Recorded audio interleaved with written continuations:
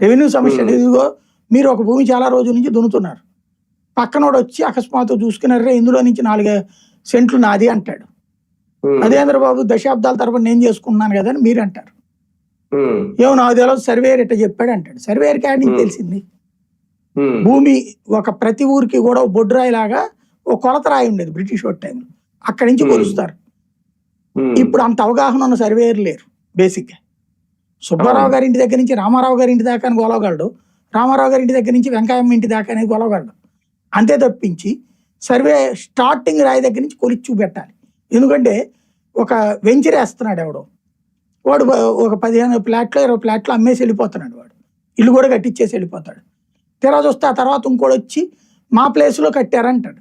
ఇక్కడ రిజిస్ట్రేషన్ అయిపోయింది, bank loan కూడా అయిపోయింది, ఇల్లు కూడా ఉంటున్నారు. ఆ కట్టేటప్పుడు వాడు అవతలోడు ఏం చేస్తాడో తెలియదు, ఇప్పుడు వచ్చి అడుగుతాడు.